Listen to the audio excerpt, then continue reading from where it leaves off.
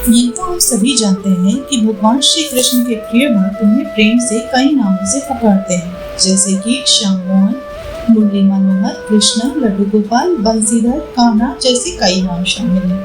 इनमें लड्डू गोपाल का स्वरूप भक्तों के बीच काफी प्रसिद्ध है। हिंदू सनातन धर्म में भगवान श्री कृष्ण को मानने वाले अधिकांश घरों में नित्य श्री लड्डू गोपाल जी की पूजा विधि विधान से सेवा एवं पूजा की जाती है। पर हम में से अधिकतर लोग ये नहीं जानते कि भगवान के लड्डू गोपाल स्वरूप का अवतरण कैसे हुआ था।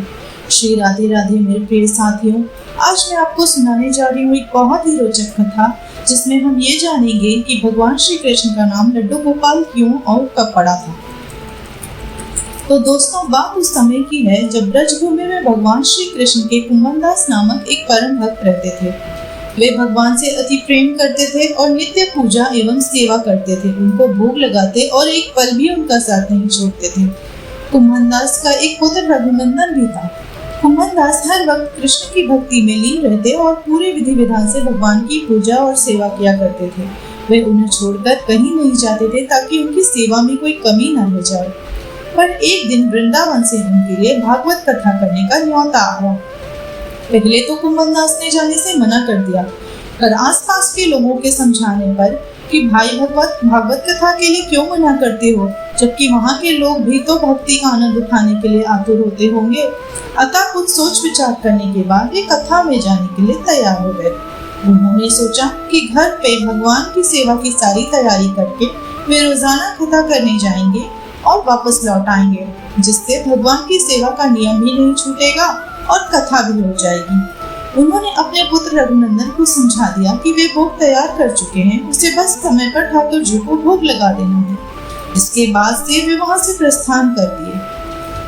कुंभनदास के पुत्र रघुनंदन ने भोग का थाल श्री कृष्ण के सामने रख दी और विनम्रता से आग्रह करने लगा कि हे ठाकुर जी आए और भोग पालें। उसके बाद मन में यह छवि बन गई थी कि प्रभु आकर अपने हाथों से भोजन करेंगे, जैसा कि हम मनुष्य करते हैं। उसने बार बार आग्रह किया, लेकिन भोजन तो वैसा का वैसा ही रखा रहा।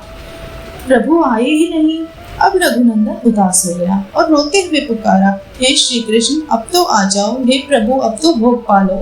कहते हैं ना, जब भक्त सच्चे हृदय से अपने इष्ट अपने प्रभु को पुकारता है तो भगवान को आना ही पड़ता है। रघुनंदन की इस पुकार के बाद भगवान श्री कृष्ण ने छोटे बालक का रूप धारण किया और भोजन करने चले आए।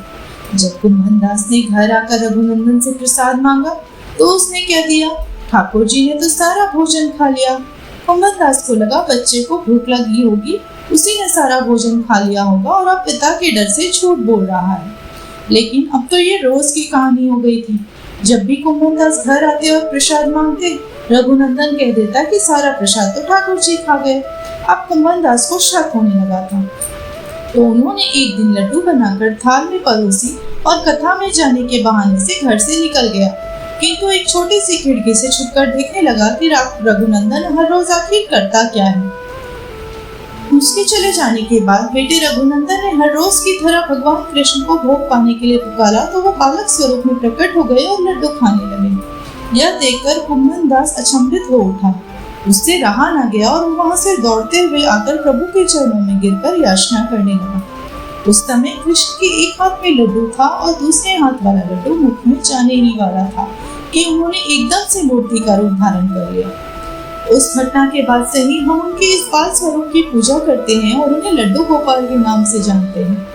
कहते हैं जिन घरों में लड्डू गोपाल की हर दिन पूरी निष्ठा भाव से सेवा होती है, उन्हें सात्विक भोजन का भोग लगाया जाता है और उन घरों में भगवान स्वयं ही विराजते हैं। उन घर के लोगों पर प्रभु कभी कोई आपदा कोई संकट आने नहीं देते और वहाँ सदैव ही सुख संपन्नता बनी रहती है। मेरे प्रिय साथियों, आपको ये कहानी अच्छी लगी हो तो मुझे कमेंट्स करके जरूर बताएं और ऐसे ही अन्य रोचक भागवत कथाओं के लिए चैनल को जरूर सब्सक्राइब करें। श्री हरि आपकी सभी मनोकामनाएं पूरी करे और आपके परिवार की रक्षा करें। जय श्री राधे कृष्ण दोस्तों।